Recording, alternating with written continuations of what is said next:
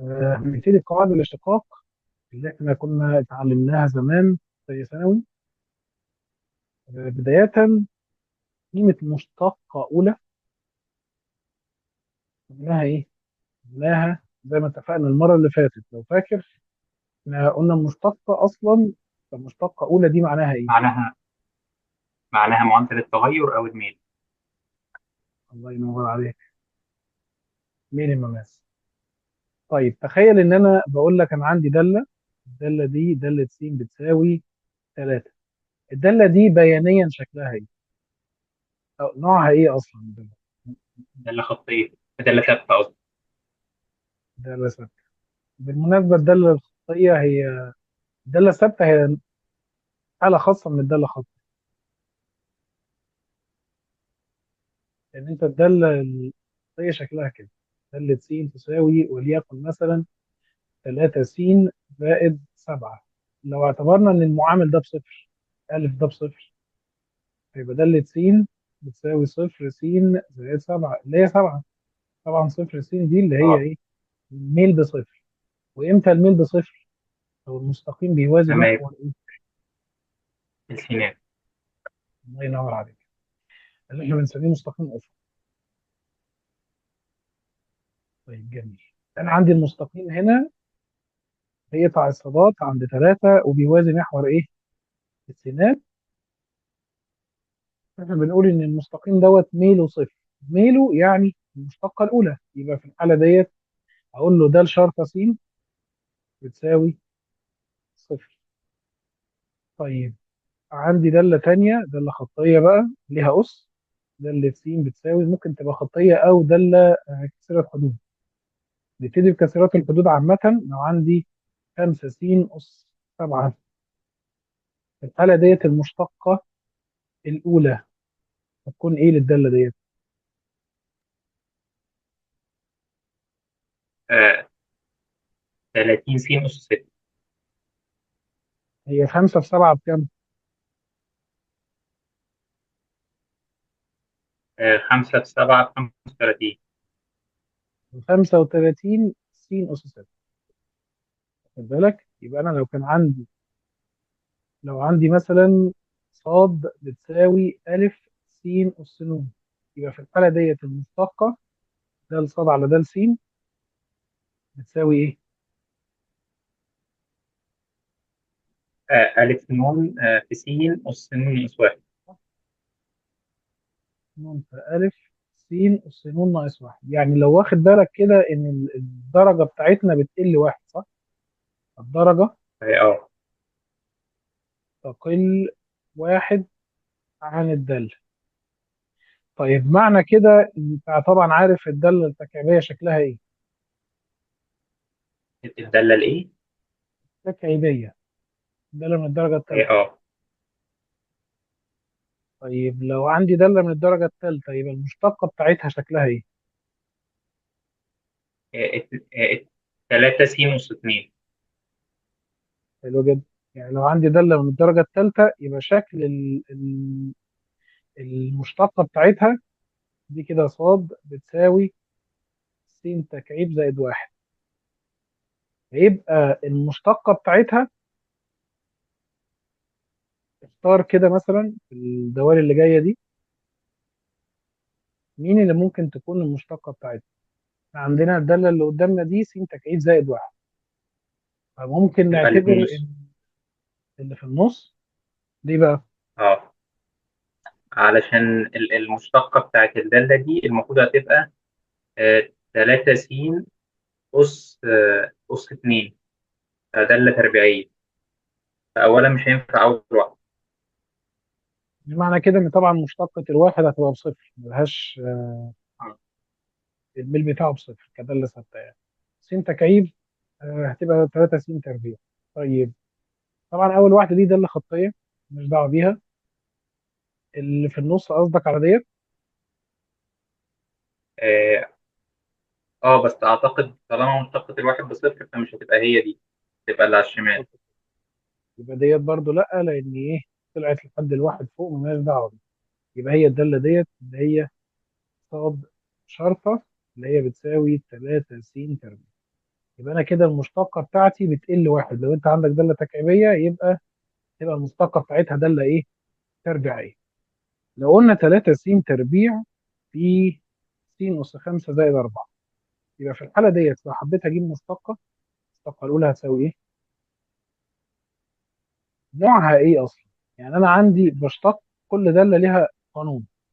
انا هنا مشتقه الثابت بصفر، مشتقه عليها اس كثافه حدود، بننزل الاس وننقص منه واحد.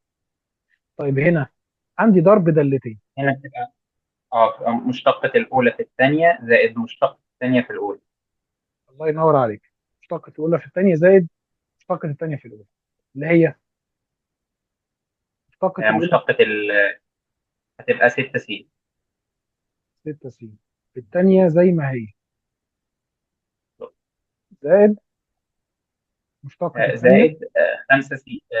5 س أس 4. الاولى اللي هي 3 س تربيع.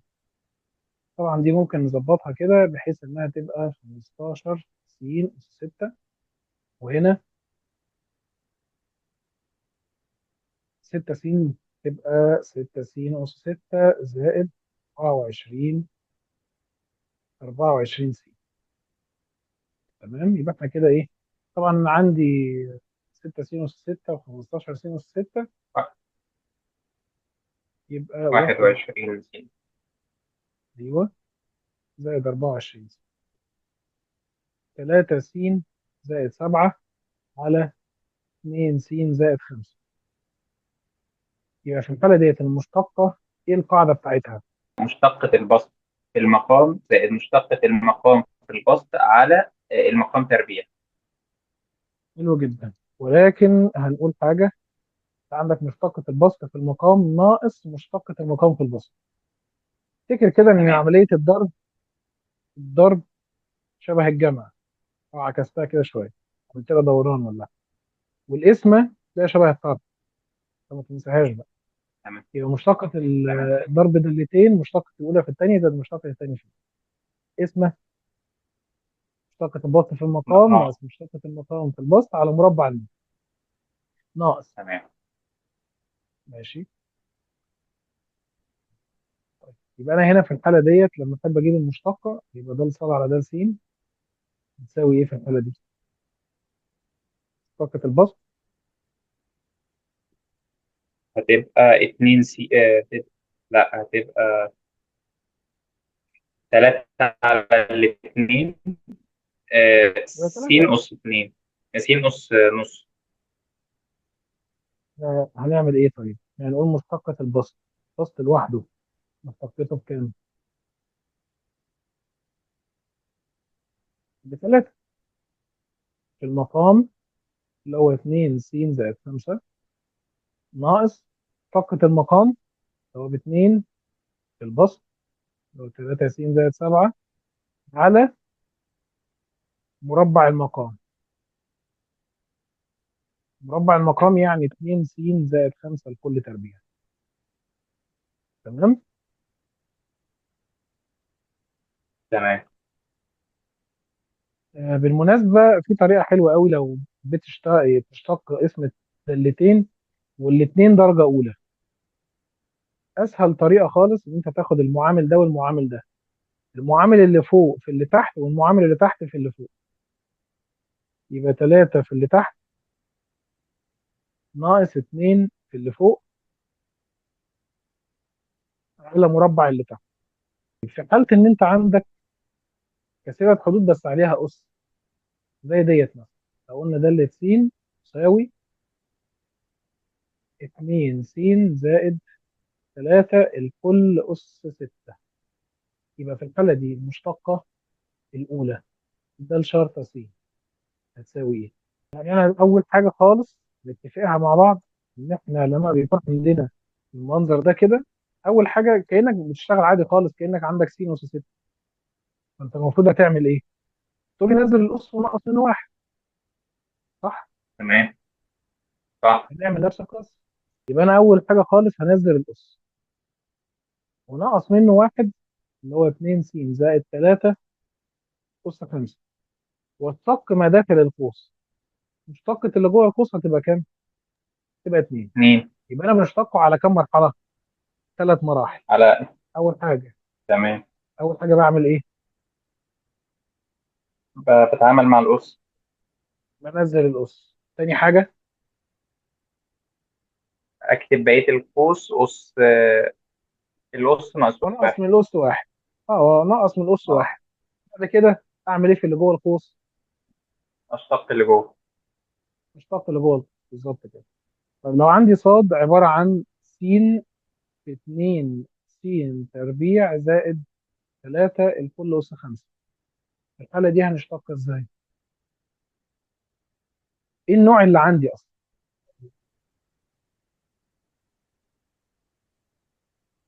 اللي هو ده ضرب. الأول حاجة ده ضرب. الله ينور عليك. يعني هنشتغلها كأنها ضرب دالتين. اللي صاد شرطة بتساوي مشتقة الأولى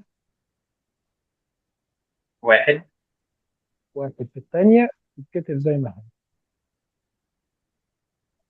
زائد مشتقة الثانية في الأولى. يعني هشتق دي مشتقة. على 3 مراحل، على 3 مراحل، وانزل الأولى جنبها. ادي السين عشان ما انساهاش. في مشتقة القوس ده على 3 مراحل بقى. يلا، أول حاجة هنزل الخمسة زي ما هي، وافتح هنزل. القوس أيوه، واكتبه اللي هو 2 س أس 2 زائد 3، واقفل القوس أس 4. واحد. أيوه، نقص من القوس دوت واحد، يبقى أس 4. بعدين نعمل إيه في اللي جوه؟ اه. بنشتق. بنشتق اللي جوه. هيبقى 4 س. 4 س. الله ينور عليك. طيب، يبقى في الحالة ديت هيبقى شكل المشتقة بتاعتنا عبارة عن، إذا صاد شرطة بتساوي القوس الأولاني اللي هو 2 س أس 2 زائد 3 الكل أس 5، زائد كل ده كده نلمهم مع بعض، هيبقى كام؟ هيبقى 20 س تربيع. 20 س تربيع في 2 س تربيع زائد 3 الكل أس كام؟ كل أس. لو قال لي إن صاد تساوي الجذر التربيعي لكام؟ ل 3 س أس 5 ناقص 6. فأنا عاوز أشتق الدالة دي. لو أنا عندي جذر نون وجوه حاجة أس ميم، أقدر أحوله بالمنظر ده. إيه بقى؟ ميم على نون، أو يعني الحاجة اللي أيوه، تحت الحاجة اللي الجذر أس جوه. ميم على نون. بالظبط، ممكن نسميها دالة. يبقى نكتب الدالة أس ميم على نون. صح كده؟ اللي جوه على اللي بره. اه. طيب، يبقى أنا في الحالة دي ممكن أحول الجذر لإيه؟ كل ده كده كأنه أس واحد، وبره ده جذر تربيعي، يبقى واحد على الاتنين. اشتغلها أقواس زي اللي فوق، وممكن أشتغلها زي ما هي. لأن دوت جذر تربيعي، فليه قاعدة زي قواعد الاشتقاق اللي احنا بنشتق بيها. تمام، مشتقة بس ما أنا مش تحت فاكر الجذر. القاعدة صراحة. بص يا سيدي، مشتقة ما تحت الجذر، مشتقة ما تحت الجذر على 2 في الجذر. مشتقة ما تحت الجذر على ايه؟ على 2 في الجذر. 2%. دي تمشي، خلي بالك، مع الجذر التربيعي فقط. يعني ما ينفعش في الجذر التكعيبي نقول مشتقة ما تحت الجذر على 3 في الجذر، لا مش هتنفع. هنشتغل الجذر اللي اعلى من الجذر التربيعي، هنشتغلها ايه؟ اقواس زي ما انت حولت دي كده. يبقى انا تمام. عندي طريقتين، يا اما زي ما انت قلت اخليها اسس، يا اما اخليها بالقاعده ديت. والقاعده دي سهله قوي في الجذر الايه؟ التربيعي. تعال نطبقها كده مع بعض. مشتقة ما تحت الجذر على 2 في الجذر. يلا بينا. هتبقى 15 س أس 4. حلو، ده مشتقة اللي تحت الجذر 15 س اس 4 على 2 في الجذر نفسه. 2 جذر. ايوه، 3 س اس 5 ناقص. وصلت؟ 5 الجذر التربيعي ل 3 س تربيع ناقص 1. يبقى في الحالة دي كده ايه؟ هتعامل على إنها ضرب. والله ضرب ديت لما تلاقي هنا في سين، انما هنا ما فيهاش سين، فدي يعني اعتبر ان الخمسه ديت انت مش شايفها، تحطها قدامك كده في، واشتغل عادي خالص. هتبقى 6 س على 2 في الجذر، وطبعا بالظبط كده. الخمسة في الأول.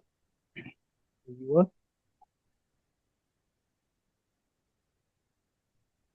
نقدر نختصر الاثنين دي مع الستة يبقى فيها ثلاثة.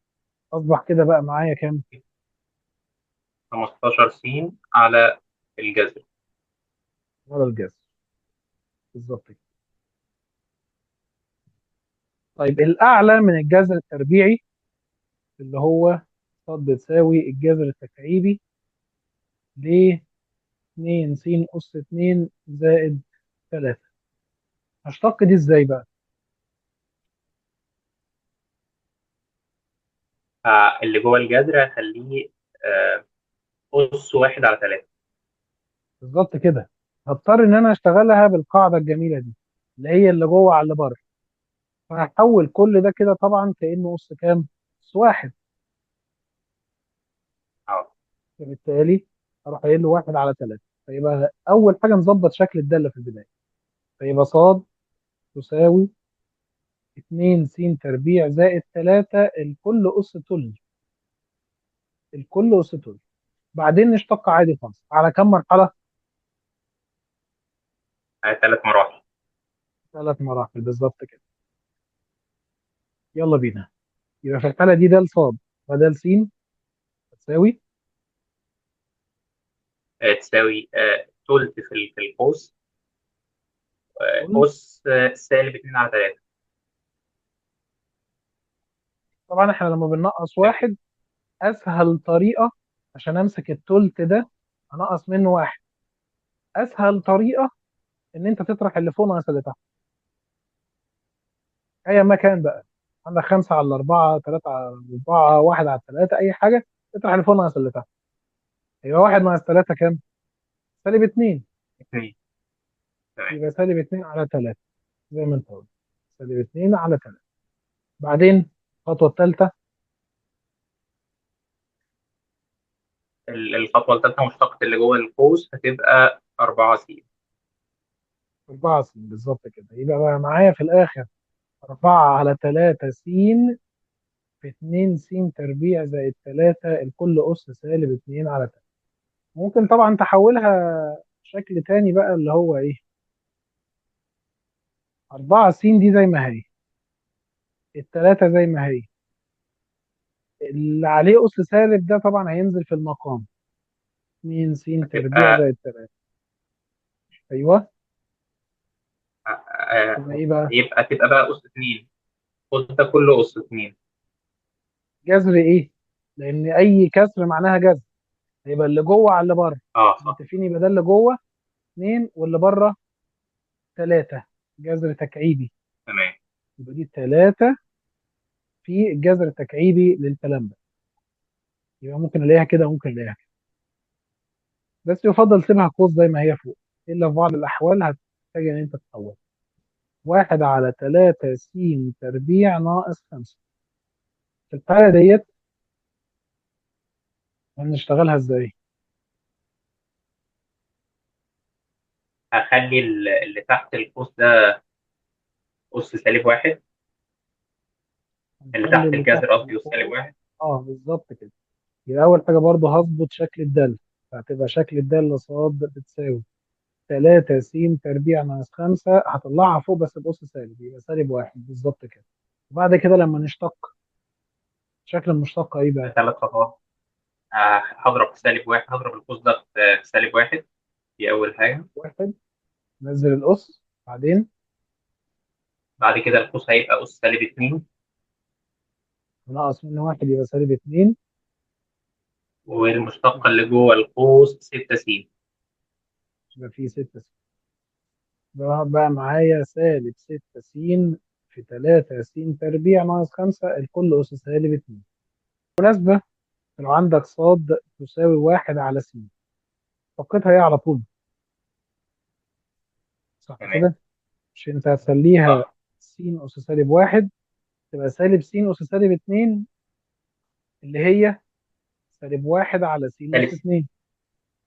اه. صح كده؟ اه. طيب ممكن نحفظها دي،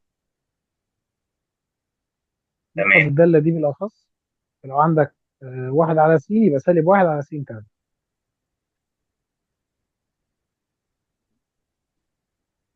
تيجي نجرب لو 1 على س تربيع.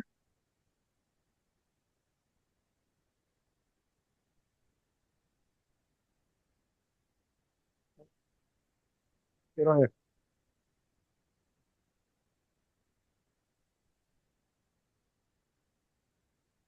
يبقى سالب 2 على س أس 4. كام؟ سالب 2 على س أس 4. سالب 2 على س أس 4. طب تعالى كده نتأكد. هي أولا س أس سالب 2، فتبقى سالب 2 س أس سالب 3. هي سالب 2 على س أس سالب أس موجب 3. أنا كده نقصت 2 بالغلط، مش واحد. اه.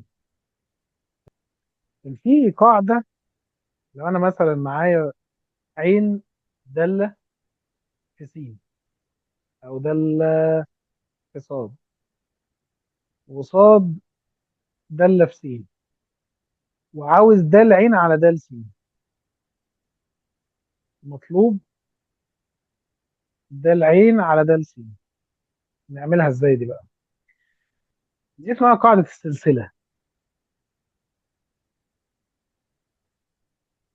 قاعدة السلسلة.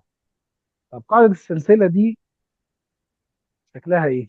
لقيته بيقول لي ان عين عبارة عن آه، اي دالة في صاد مثلا 5 صاد تكعيب زائد 6. وبعد شوية لقيته مديني صاد دالة في س، يعني مثلا جايالي 7 على س. ولقيته بيقول لي اوجد دال عين على دال س. نتصرف فيها ازاي ديت؟ اول حاجه تعالى نجيب دال عين على دال صاد. معناها ايه دال عين على دال صاد؟ معناها مشتقة مشتقة العين بالنسبه لايه؟ لصاد. للمتغير اللي اسمه صاد.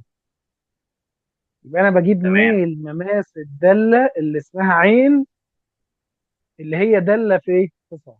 طيب تعالى كده نشتق عادي، هتبقى 15 صاد تربيع. طيب تعالى نجيب مشتقة الصاد بالنسبة لسين. مشتق صاد بالنسبة لسين، طبعا احنا زي ما متفقين صاد 7، بعدين الأس بتاعنا 1، يبقى هنا في سالب 1 على س أس كام؟ آه، على 2 أس 2. الله ينور عليك. طيب تيجي كده نجرب نعمل حركة إن احنا نضرب الدال عين على دال صاد في دال صاد على دال س ده ككسور. العين على ده السين في الآخر. اه انت كده دال صاد على دال مع دال صاد هتروح، يبقى الكلام ده في الآخر هيدينا دال عين على دال س. صح كده؟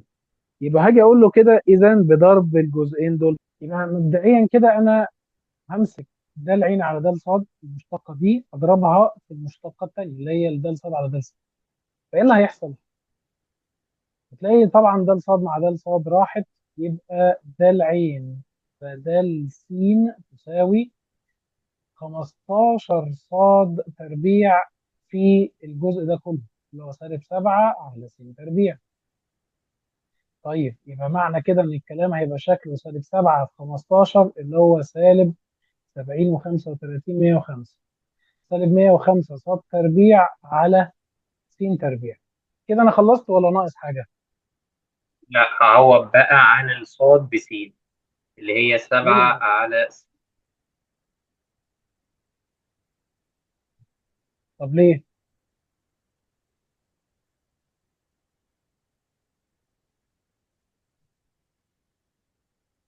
عشان انا بشتق العين لما تيجي تقراها انت كده، هي ده العين على ده السين. يبقى انا المفروض بالنسبة للمتغير. كل المتغيرات اللي هنا تبقى س بس، ما ينفعش يكون فيها صاد، تمام. ما ينفعش يكون فيها اي رمز تاني، الا لو ثوابت بقى زي الف وب وج والحاجات دي. يبقى انا هشيل الصاد واحط مكانها قيمتها اللي هي كانت 7 على س. صح كده؟ بقى شكلها اه، اللي الجديد. هي تبقى اتفضل. سالب 105 في 49 على س تربيع على س تربيع. طب دي نختصرها ازاي بقى؟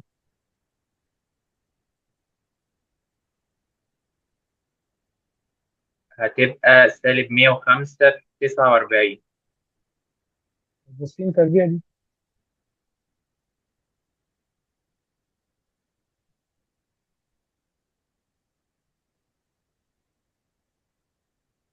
بص هي دي المفروض بنعتبرها مقام البسط، بينزل في تمام. المقام. احفظها كده، مقام البسط مقام، مقام البسط مقام، تمام. يعني ينزل في المقام. يبقى في الحالة دي هعمل ايه؟ مقام على س البسط أس 4. على س أس 4، بالظبط كده. مبدئيا انت الدالة المثلثية دي بتبقى عبارة عن جزئين، ايه هما؟ الدالة ومقلوبها. الدالة ومقلوبها. لا، لو مثلا عندك صاد بتساوي جا 5 س، فين الجزئين بتوع الدالة؟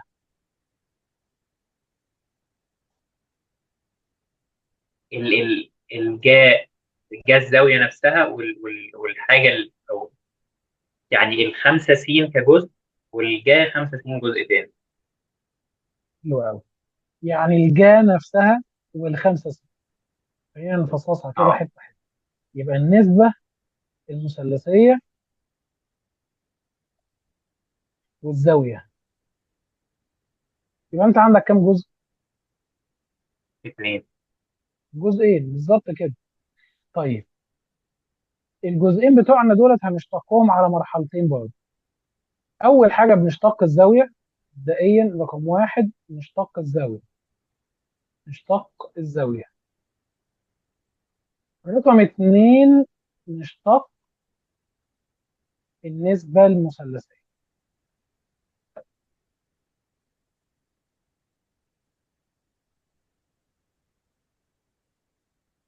طيب تعال ناخد كمثال، ناخد الأساسيين الأول، الثلاثة اللي احنا عرفناهم سنة تانية، بعد كده ناخد الثلاثة الجداد، ممكن كمان نعرف إثباتاتهم إزاي.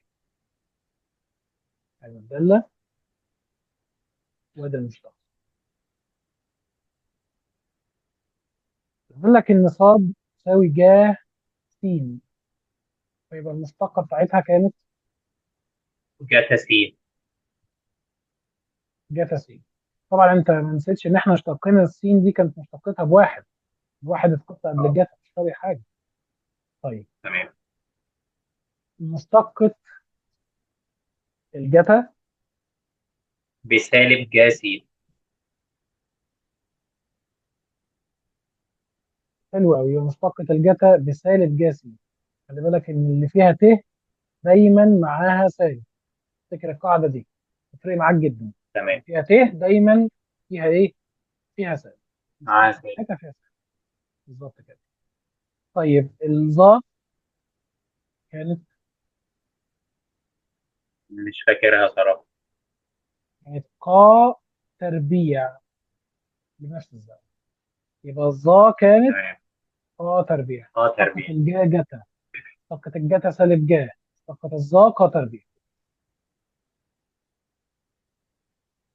وصلت؟ اه، الحمد لله. طيب كويس. لو قال لك انت عندك صاد تساوي جا 5 س تكعيب زائد 7، يبقى في الحالة دي إذا د صاد على د س تساوي كام؟ 15 س أس 2، أو سالب 15 س أس 2. لا، 15 س أس 2 جتا اللي جوه جتا الزاوية بقى. بالظبط كده. يبقى أول حاجة مشتقة ما داخل الزاوية داخل الجا اللي هو مشتقة الزاوية اللي هو 15 س تربيع. بعدين مشتقة الجا جتا 5 س تكعيب زائد 7.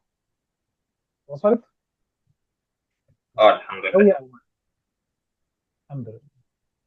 طيب لو معانا،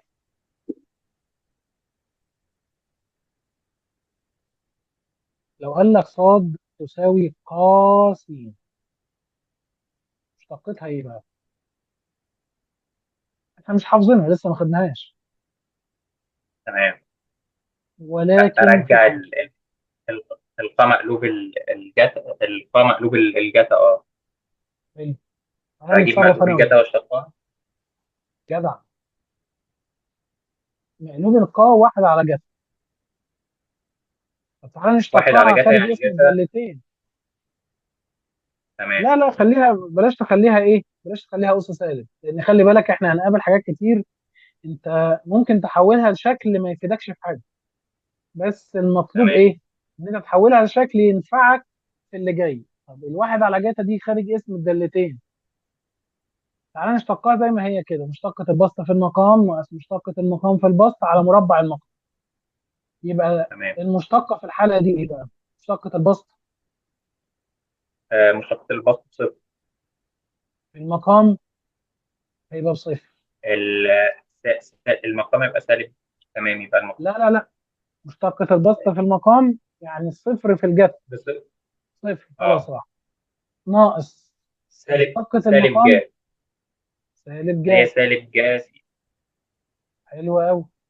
في البسط اللي هو واحد على على جتا س تربيع او الكل تربيع يعني.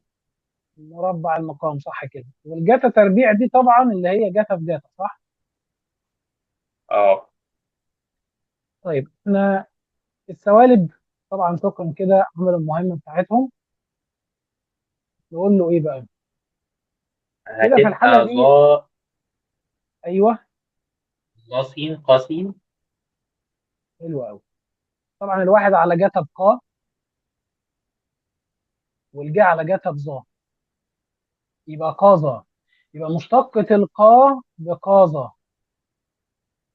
وصلت؟ تمام. اه الحمد لله. طيب نفس الطريقة هتبقى القتا، مش هنعمل كل الإثبات الكبير ده. القتا هتبقى مشتقتها ايه في الآخر؟ قتا س ظا س. حلو قوي، بس هتفق معاك اتفاق قلنا من شوية، دايما اللي فيها ت سالب معاها ايه؟ سالب الله ينور عليك. سالب. قتا زتا.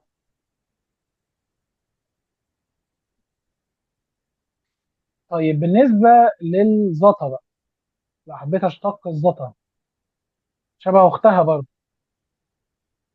هتبقى قتا أختها. تربيع س. سالب اه قتا تربيع س. ايوه كده خدت بالك. يبقى لو عندك زتا مشتقتها على طول شبه اختها اللي هي سالب زتا سالب قتا س، سالب قتا تربيع س.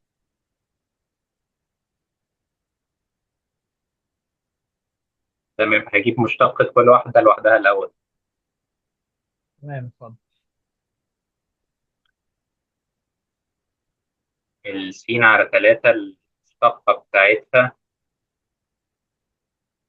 هتبقى 1/3 ودي في. اصلا تلت س، س على 3 ديت اللي اه هي تلت س، صح كده؟ صح. طب مشتقها دول. تلت بالظبط كده. تلت. تلت مشتقة قا الزتا تربيع س على 3. تربيع س. حلو أوي. زائد. زائد. هو اللي جوه الزاوية هنا بثابت، فهل هعتبره صفر؟ الله ينور عليك. دي فخلاص اصلا صفر بقى كانها في ظا 60. ما هي دي ظا 60 اللي هي جذر 3، تشتق جذر 3 3. تمام بصفر. صفر بالظبط كده، يبقى مفيش حاجه تانية. جذر س قا جذر س. هي ديت فيها س وديت فيها س، انا كده ممكن اعتبرهم ايه يا يوسف؟ بقى دالتين ضرب دلتين. مضروبين يعني. ضرب دلتين. يلا بينا. هتبقى مشتقة الأول اللي هي مشتقة الجذر. س. فاكر كنا بنقول كانت مشتقة س ما تحت الجذر؟ لا. على اتنين في الجذر، اللي هي واحد على اتنين جذر س. واحد على اتنين جذر س. جدع. في قا في جذر س. قا س زائد. آه، زائد بقى كده نشتق الزاوية الأول. الواحد واحد على اتنين جذر س. أيوه. ومشتقة القا كانت قا جذر س ضا جذر س. حلو أوي. خلصنا كده. بس هتبقى بقى بعد كده. يلا ناقص حاجة. خلي بالك احنا بنبقى بنعمل خطوات كتير، فأنت وارد تنسى خطوة مهمة في النص. احنا بنقول مشتقة التانية في الأولى. الأولى دي دايما بحب اه أكتبها قبل ما أعمل أي حاجة، إن أنا هنساها لو هعمل هنا تمام خطوات كتير. فجذر س تمام دي أهي. ادي جذر س عشان ما انساهاش. بعد كده مشتقة القاء بقا ظا. ادي القاء وادي الظا، ونفس الزاوية جذر س جذر س. فأصبح الشكل النهائي عندي هو الجذرين راحوا مع بعض، بقى عندي واحد في قا جذر س بجذر س. قا جذر س على 2 جذر س. طبعا الجذور مش هتروح لأن ده قا الزاوية ودي جذر بره لوحده. زائد نص قا جذر س ظا جذر س. خلي بالك دي مش هتروح مع دي، لان ديت زاويه ودي حاجه لوحدها قاعده بره داله لوحدها. الزاويه ما حدش بيجي تمام جنبها خالص. تمام. تمام عايزين مشتقه الداله دي. تمام. الأول هتشق الزاوية تبقى أربعة س في، أو سالب أربعة س بقى عشان دي زتا. ايوه. آه، مشتقه الزتا. شبه زتا س الظا. قتا س. زتا س زتا الزاوية قتا الزاوية. مشتقه القتا ايه؟ هي دي مشتقة الزتا، معلش تبقى قتا تربيع الزاوية. الله ينور عليك.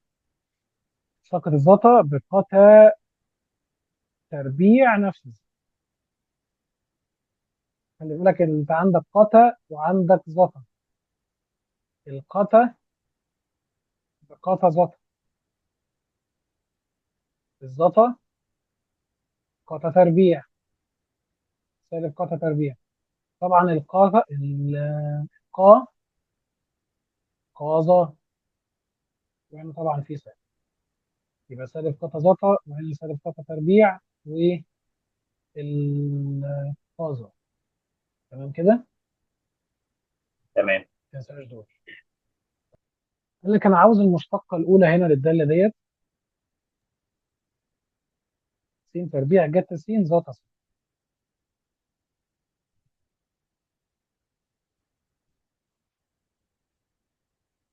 انت عندك تمام. كم حاجه فيها س؟ ثلاثة. واحد اثنين ثلاثه. ثلاث دوال مش دالتين بس. اتصرف ازاي في حاله ان انا عندي ثلاث دوال يا يوسف؟ هتعامل مع أول اتنين لوحدهم وأطلع مشتقتهم، وأتعامل مع المشتقة بتاعتكم على إنها يعني.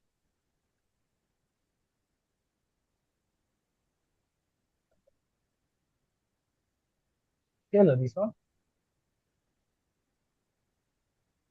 نعم يا مستر. مشكله. اه أنا محتار في حاجة. نصلي على النبي. عليه الصلاة والسلام. نشتق الاولى 2 س. تمام. في التانيين، مش انت كنت بتقولي مشتقه الاولى في الثانيه؟ اه لا، هتقولي مشتقة الأولى في التانيين. تمام. يبقى في تمام. جتا س زتا س زائد مشتقة التانية في الباقيين. تمام. مشتقة الجتا سالب جا. بسالب جا.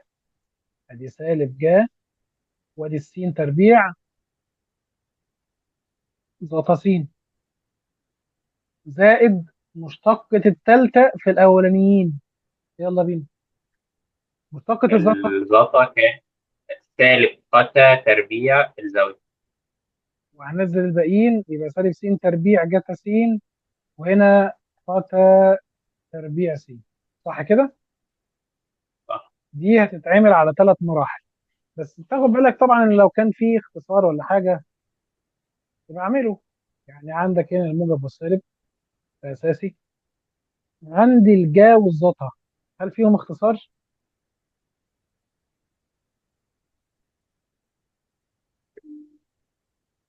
الجا والزتا. هي الزتا يعني هتبقى ده هتبقى جتا سين. الله ينور عليك، لان الزتا دي اصلا جت على جا. جتا على جا. لما ضربها في جا راحت الجا، يقول لك جتا، يبقى الليله دي كلها فيها جتا. فهقدر اقول له كده ان د ص على د س بتساوي 2 س جتا س زتا س ناقص س تربيع جتا س ناقص س تربيع جتا س قتا س. وصلت؟ تمام الحمد لله. هعملها مشتقة اسم الدالتين. ماشي. مشتقة البسط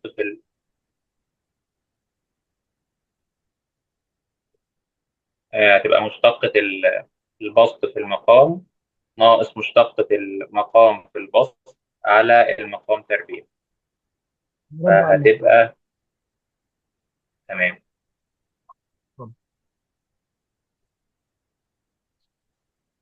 هتبقى ق س ظا س في 1 زائد ق س ناقص يعني هقول له ق كده س ظا س في ق س على مربع المقام.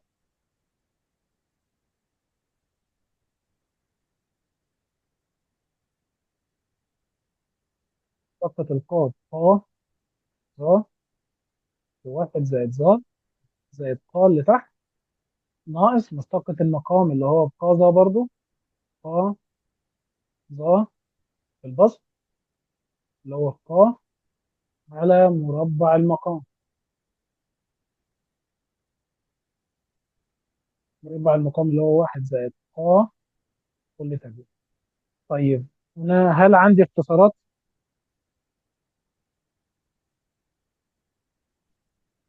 تعالى كده ناخد عامل مشترك اللي هو ق ظا. تمام. يبقى كده بقى عندي ق ظا في بالك ايه بقى؟ 1 زائد ق ناقص ق على تمام.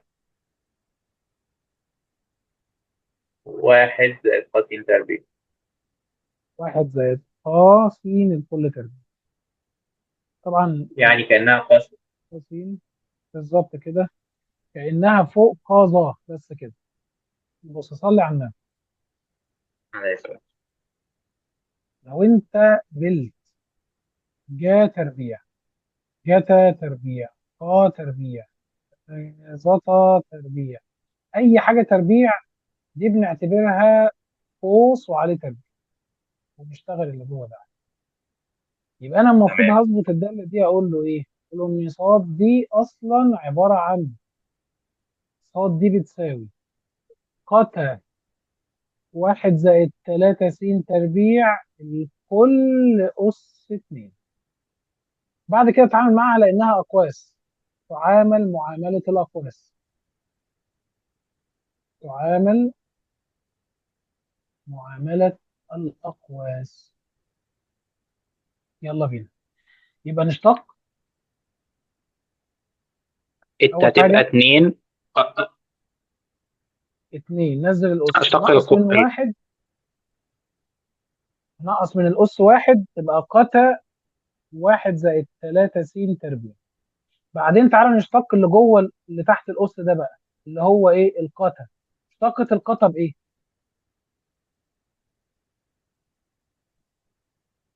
قتا زتا.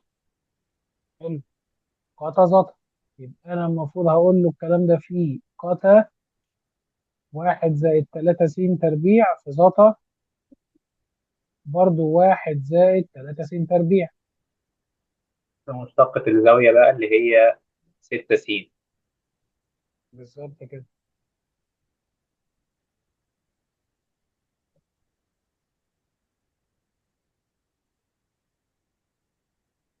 أهم حاجة أنت ما نسيتهاش جدع، واحد زائد 3 س تربيع.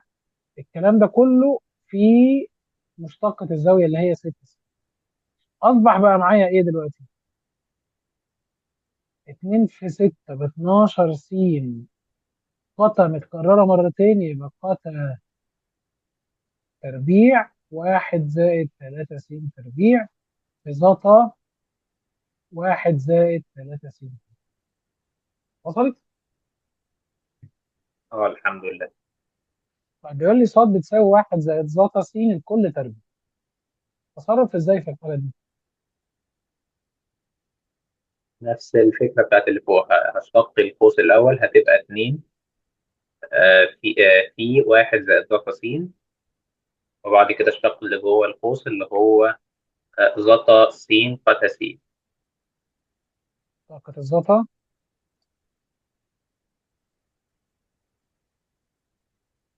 طاقة الزتا ال سالب ال اه اه بالسالب، قطة سالب قتا تربيع. تربيع س. بالظبط كده. يبقى الكلام ده بقى وكده كده عبارة عن المشتقة بتاعت س بواحد. إيه؟ يبقى سالب 2 في قتا تربيع س واحد زائد زوز. هل الكلام ده كده كفاية ولا ممكن نلعب في الشكل ده شوية فيها حاجة تانية؟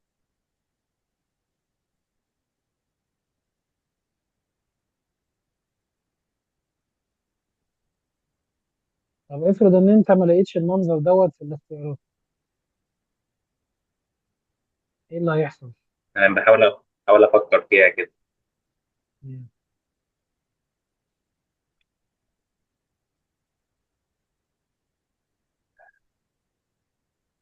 أخلي القتا تربيع، هي دي قتا، خليها 1 على جا تربيع،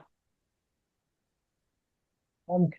هتبقى سالب 2 على جا تربيع، الزاوية طبعا. وبعدين طبعا نضربها في الواحد ونضربها في الظهر.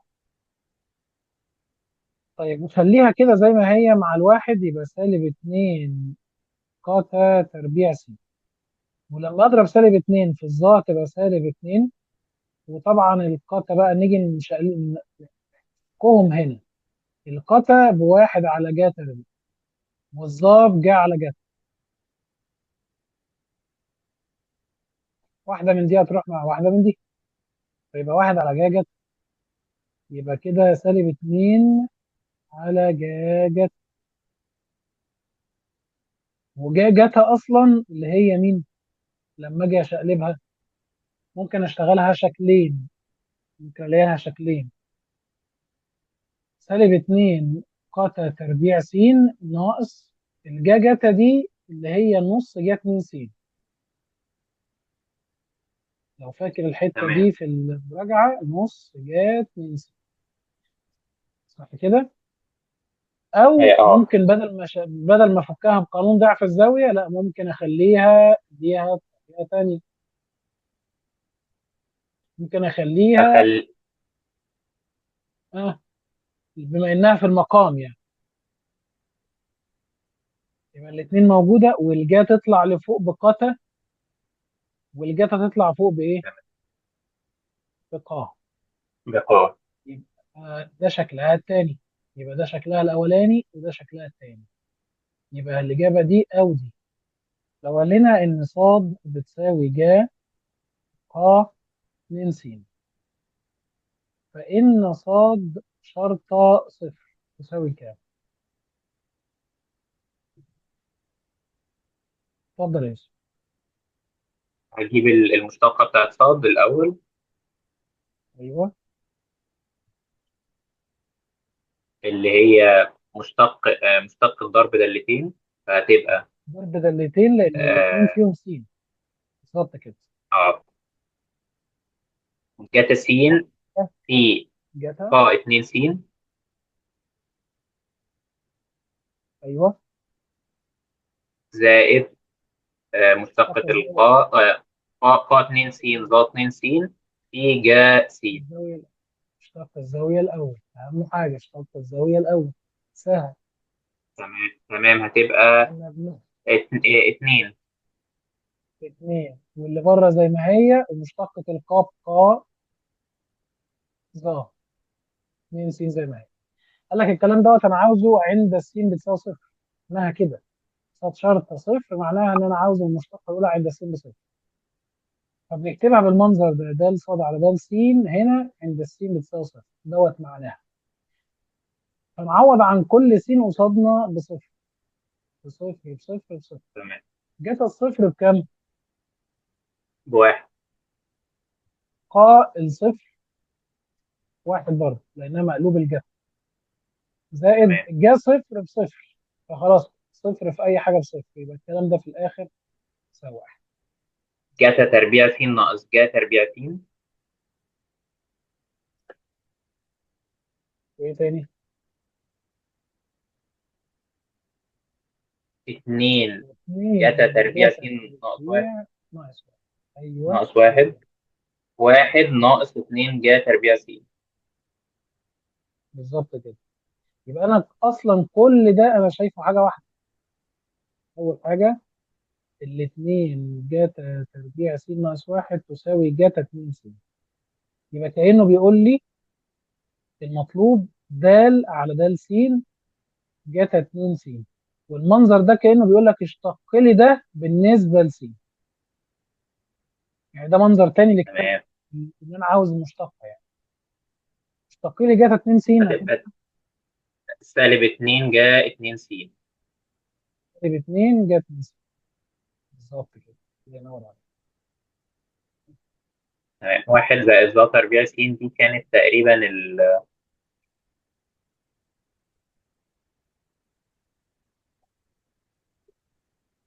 س تقريبا. هي الظا بتحب القاء دايما. حتى في المشتقة الظا بتحب تمام. القاء. الظا بتحب القطر. يبقى كده هقول له واحد زائد ذا تربيع دي اللي هي مين؟ قا تربيع. تربيع س. كأني عاوزك تقول لي مشتقة القا تربيع تكعيب 2 في 3 تمام. هتبقى هت- أس 6. اتنين في تلاتة. نعم. تمام. صح كده؟ طب هو ناقص انا ليه ما 50. نزلتش التلاتة؟ ما ينفعش تنزل على السين لأن السين دي الزاوية اللي بيقابل، كأن تمام. الحيطة السد دي، الحيطة السد هي القاع، هي الغلاف بتاع الزاوية، هي الزاوية جواها. الزاوية جواها. تمام. بره اللي تمام. بيتعامل مع الدنيا هو القاع. خلاص. طيب تمام. المشتقة بتاعت قا س أس 6. هتبقى ستة ستة قا. تبقى ستة قا أس خمسة س. بعدين اشتق اللي جوه. بعدين اشتق قا س بقى. اه القا س كانت ظا س قا س ظا س قا س ظا س. يعني الكلام ده بقى في الآخر 6 قا أس كام؟ أس ستة. بالظبط كده. 6 قا أس 6 س ظا س. طيب هو بيقول لي ان صاد بتساوي واحد زائد او قا س ناقص واحد قا س زائد واحد. فالراجل بيقول لي فإن ده الشرطة أو ده الصاد على ده س. س بتساوي صفر. تساوي كام الكلام ده؟ اولا انا شايف ان في حاجتين مترافقتين هنا. اه اه صح، يبقى هتبقى ق س، هتبقى ق تربيع س حلو، يبقى صاد بتساوي ناقص واحد. تربيع س ناقص واحد. حلو قوي. طيب بعدين ق تربيع ناقص واحد، مش احنا متفقين ان واحد زائد ظا تربيع تساوي ق تربيع؟ اه ما يبقى كده ق تربيع ناقص واحد بتساوي ايه؟ ظا تربيع. حلو قوي. يبقى انا كده الداله بتاعتي بقت في الاخر بتساوي ظا تربيع س. يبقى المشتقه اه الاولى بتاعتي بكام؟ هتبقى 2 ق تربيع س. يا عم الحاج، اعتبرها اقواس. اول حاجه نزل الاس ونقص منه واحد يبقى س. بعد كده اشتق اللي جوه القوس اللي هو الظا هتبقى ظا تربيع. تمام خدت بالك؟ خلي بالك موضوع الاسس تمام خلي القواعد تتغير خالص. قال لك انا عاوز الكلام ده عند س بتساوي خلينا نقول عند 45. عند س بتساوي باي على 4. ففي تمام. الحاله دي هيبقى، اتفضل. ظا س بواحد، ظا 45 بواحد، فهتبقى 2 والق تربيع اللي هي واحد على جتا تربيع. جتا ال 45 بواحد على جذر 2، واحد على جذر 2 تربيع اللي هي واحد على 2. فهتطلع باتنين، هتبقى 2 في 2 ب4 في الآخر. الله ينور عليك. 2 في 2 ب 4. طبعا ممكن طالما هي ارقام كده استخدم الاله دايركت، بس انا بفرح او بتبسط لما بلاقيك بتشتغلها ايه، منتلي بدماغك. غير اذا كانت الصاد بتساوي جا س ق ضايع على الاثنين ناقص س. مش س ضايع حاجه، فان ده صاد على ده س تساوي باي على الاتنين ناقص س اللي هي 90 ناقص س، فهتقلب كده. القط خليها قط. جميل دي جدا. أول حاجة. يبقى كده الداله بقى شكلها الجديد صاد بتساوي جا س في قتا س. تمام. بعدين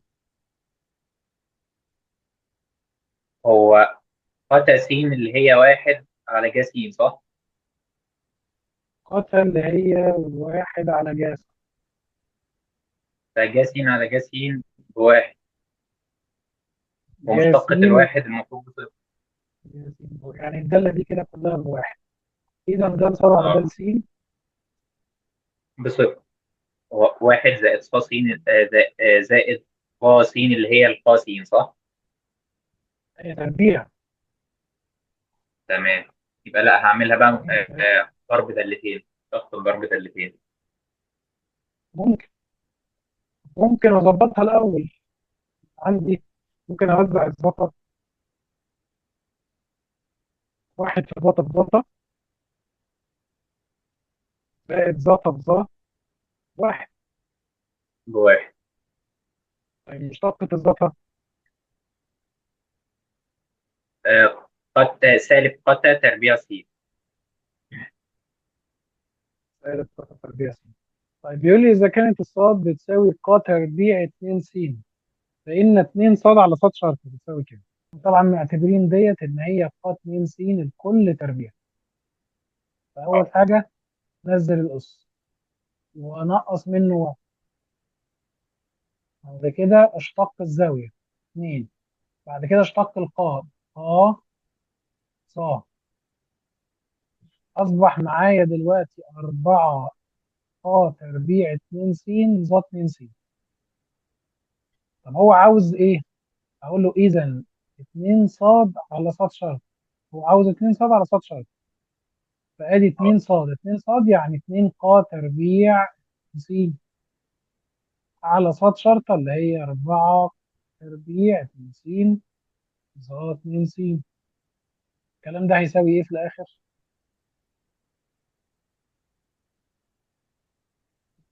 1 على 2 ظ 2 واحد س. على اتنين ضغط. بالظبط كده، لان ق 2 ق تربيع هتروح مع ق تربيع، يبقى تحت في 2 ذات مساحه. وصلت؟ اللي هي ألف، اه. اللي هي اللي هي ممكن نحولها لألف بالظبط. النص زي ما هو، واحد على الاثنين، والظا 2 س اللي تحت طلعها فوق بذاتها 2 س. بالظبط كده. لنا هنا إذا كانت صاد تساوي ذاتا باي على 6 عين، يعني معنى كده إن الصاد دالة في عين. بعدين العين بتساوي 3 جذر س، يعني العين دالة في س. يوجد دال صاد على دال س. عدي الكلام ده كله وهات لي دال صاد على دال إيه؟ دال س. عين دال س بتساوي واحد. تمام. طيب هو احنا هنا الأول ظبط بقى على. في وسيط، عايزين نتفق لما يبقى في وسيط كده، الوسيط ده بنسميه إيه؟ قاعدة السلسلة. يبقى أنا كده شغال تمام. قاعدة السلسلة. فأول ما هنبتدي إزاي بقى؟ دال صاد على دال عين.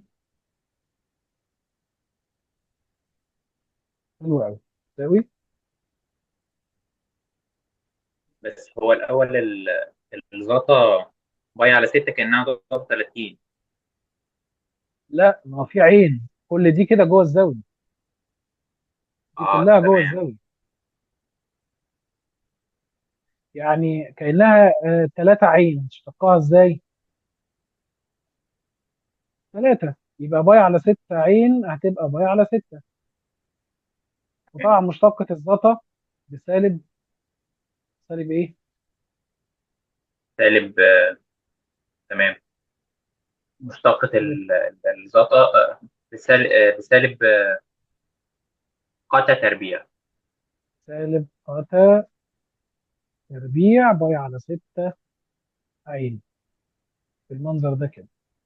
طيب عايز ده العين على ده السين.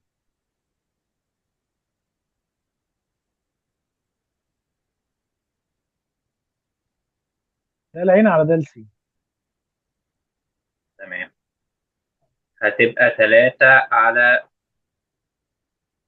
6، 3 على 6 جذر، هنا 3 على 6 جذر س. خلي بالك، خلي بالك احنا كنا قلنا ليها قاعدة، جذر التربيع مشتقة اه، ما تحت الجذر على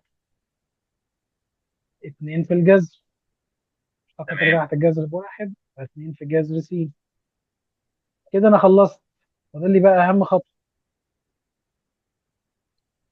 بنعمل ايه بعد ما نجيب دي ودي؟ بنضربهم في بعض. بنضربهم في بعض. بالظبط كده. هنقول له ده صاد على د س هتساوي سالب باي على 6 قتا تربيع باي على 6 عين.